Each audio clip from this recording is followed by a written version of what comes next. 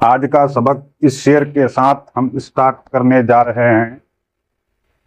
تو اپنی خوبیاں ڈھونڈ، خامیاں نکالنے کے لیے لوگ ہیں نا۔ اگر رکھنا ہے قدم تو آگے رکھ، پیچھے کھینچنے کے لیے لوگ ہیں نا۔ سپنے دیکھنے ہیں تو اونچے دیکھ، نیچا دکھانے کے لیے لوگ ہیں نا۔ تو اپنے اندر جنون کی چنگاری بھڑکا، جلنے کے لیے لوگ ہیں نا۔ پیار کرنا ہے تو خود سے کر، نفرت کے لیے لوگ ہیں نا۔ تو اپنی الگ پہچان بنا، بھیڑ میں چلنے کے لیے لوگ ہیں نا۔ تو کچھ کر کے دکھا دنیا کو، تالیاں بجانے کے لیے لوگ ہیں نا۔ تالیاں بجانے کے لیے لوگ ہیں نا۔ ہیڈنگ میں لکھا ہوا ہے سہیل عظیم آبادی۔ سہیل عظیم آبادی کا اصل نام سید مجیب الرحمن ہے۔ اپنی ابتدائی زندگی میں شاعری بھی کرتے تھے، اسی لیے سہیل تخلص کرتے تھے۔ اسی طرح ادبی دنیا میں سہیل عظیم آبادی کے نام سے مشہور ہوئے۔ سہیل عظیم آبادی کی پیدائش 1911 عیسوی میں پٹنہ میں ہوئی۔ سہیل صاحب ایک زمیندار خاندان سے تعلق رکھتے تھے۔ 1 سال کی عمر میں والدہ کا انتقال ہو گیا اور پرورش نانیال میں ہوئی۔ ایک معلم کی سرپرستی میں وہیں ابتدائی تعلیم و تربیت حاصل ہوئی۔ ویسے ان کا آبائی وطن شاہ پور بھدول ہے، جو پٹنہ ضلع میں ہی واقع ہے۔ افتادہ طبع کی وجہ سے اعلیٰ تعلیم حاصل نہیں کر سکے، گرچہ مظفر پور، حیدرآباد اور کلکتہ جیسے علمی مراکز میں قیام پذیر رہے۔ ابتدا شاعری سے کی، لیکن آگے چل کر افسانہ نگاری کی طرف مائل ہوئے، پھر پیچھے مڑ کر نہیں دیکھا اور بے شمار افسانہ لکھے۔ سہیل عظیم آبادی نے آل انڈیا ریڈیو کی ملازمت اختیار کی۔ اس ملازمت کے سلسلے میں دہلی میں رہے، پھر ان کا تبادلہ شری نگر کشمیر ہو گیا۔ پھر وہ واپس پٹنہ چلے آئے اور ملازمت سے استعفیٰ دے دیا۔ اس سے پہلے صحافت میں بھی مصروف رہے، رسالے نکالے اور ایک روزنامہ اخبار ساتھی کا اجرا کیا۔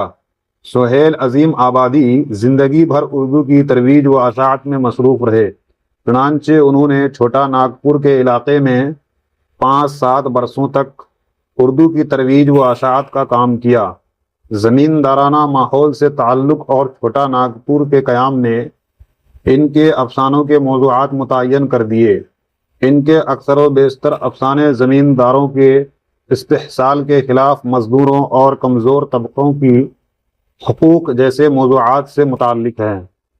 سہیل عظیم آبادی کی تخلیقات میں ان کے 3 افسانوی مجموعے 4 چہرے، الاؤ اور آدمی کے روپ ہیں، اور ایک ناول بے جڑ کے پودے ہیں۔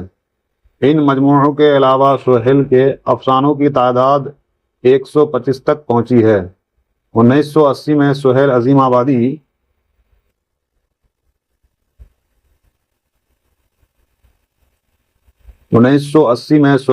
آبادی کا انتقال پرملال ہو گیا۔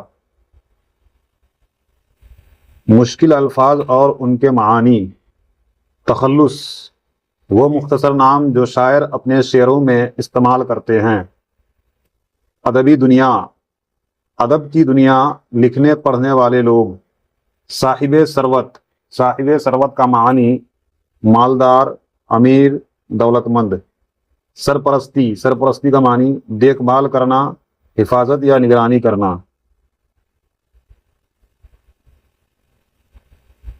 معلم، معلم کا معنی ہوتا ہے استاد، سکھانے والا۔ آبائی وطن، آبائی وطن کا معنی وہ وطن یا گاؤں جہاں بزرگ یا باپ دادا رہتے ہوں۔ افتادہ طبع کا معنی ہے طبیعت کا رجحان، مزاج یا اندرونی حالات۔ علمی مراکز، علم حاصل کرنے کی بڑی جگہ یا شہر۔ قیام پذیر، ٹھہرا ہوا۔ مقیم ہونا، کسی جگہ رہنا۔ مائل ہونا، اس کا معنی ہے راغب ہونا، کسی چیز کے طرف جھکاؤ ہونا۔ افسانہ نگاری، اس کا معنی ہے مختصر کہانیاں لکھنے کا فن۔ بے شمار، بہت زیادہ، جس کی گنتی نہ ہو سکے۔ ملازمت، اس کا معنی نوکری. استعفا اس کا معنی ہوتا ہے نوکری خود سے چھوڑ دینا. صحافت اخبار یا میڈیا کا کام. مصروف کا معنی ہوتا ہے بیزی ہونا، کسی کام میں لگا رہنا. اجرا کرنا اس کا معنی ہوتا ہے جاری کرنا، شروع کرنا، جیسے اخبار شروع کرنا. ترویج و اشاعت کسی چیز کو پھیلانا یا عام کرنا. استحصال کا معنی ناجائز فائدہ اٹھانا، حق مارنا. کمزور طبقات غریب اور پچھڑے ہوئے لوگ. تخلیقات لکھی ہوئی کتابیں، افسانے یا ادبی کام. افسانوی مجموعے وہ کتاب جس میں بہت سی کہانیاں جمع ہوں. انتقال اس کا معنی وفات پا جانا، مر جانا. سہیل عظیم آبادی. پہلا سیکشن ابتدائی زندگی اور پیدائش. Early life and birth. اصل نام سہیل عظیم آبادی کا اصل نام سید مجیب الرحمان تھا. تخلص وہ اپنی ابتدائی زندگی میں شاعری بھی کرتے تھے اور سہیل تخلص استعمال کرتے تھے. اسی وجہ سے ادبی دنیا میں وہ سہیل عظیم آبادی کے نام سے مشہور ہوئے.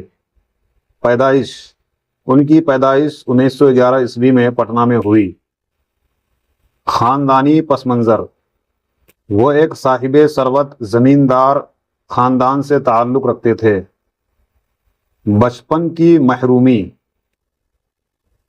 جب وہ صرف 1 سال کے تھے تو ان کی والدہ کا انتقال ہو گیا. ان کی پرورش ننیال نانی کے گھر میں ہوئی.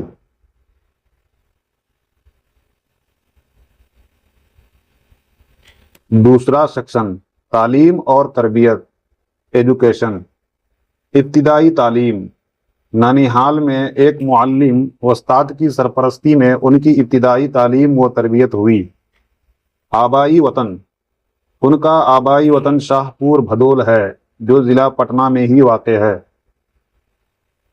اعلیٰ تعلیم میں رکاوٹ اپنی ابتداء طبیعت کے رجحان یا بعض حالات کی وجہ سے وہ اعلیٰ تعلیم حاصل نہیں کر سکے. حالانکہ انہوں نے مظفر پور، حیدرآباد اور کلکتہ جیسے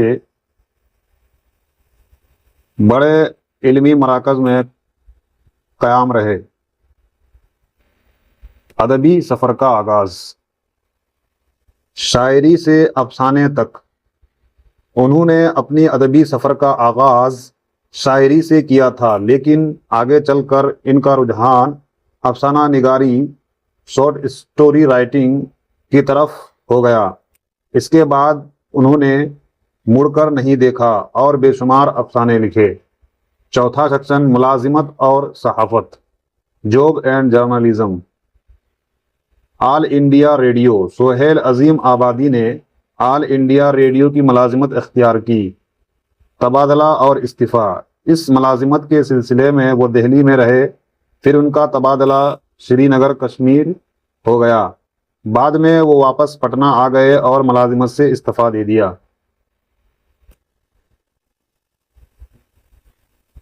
صحافت جرنلزم. ملازمت سے پہلے اور بعد میں وہ صحافت سے بھی جڑے رہے. انہوں نے کچھ رسالے نکالے اور ایک روزنامہ اخبار ساتھی کا اجرا شروع کیا. پانچواں سیکشن اردو کی ترویج اور افسانوں کے موضوعات.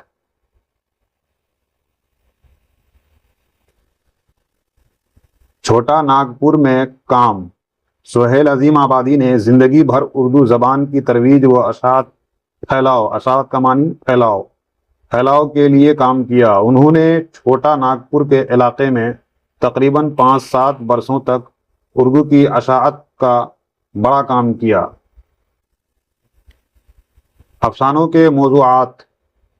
چھوٹا ناگپور کے قیام اور وہاں کے زمیندارانہ ماحول نے ان کے افسانوں کے موضوعات طے کیے. ان کے اکثر افسانے درج ذیل موضوعات پر مبنی ہیں. زمینداروں کے خلاف مزدوروں کا استحصال.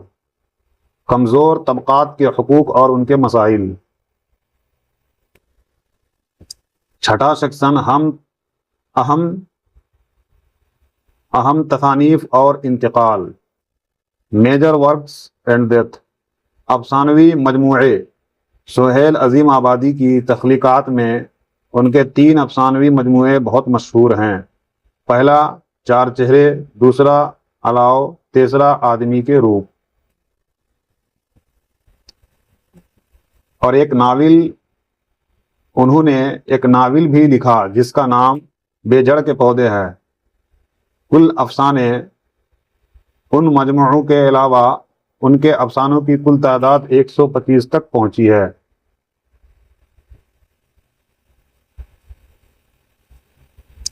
انتقال۔ اردو ادب کا یہ چمکتا ہوا ستارہ 1980 میں اس دنیا سے رخصت ہو گیا، انتقال کر گئے۔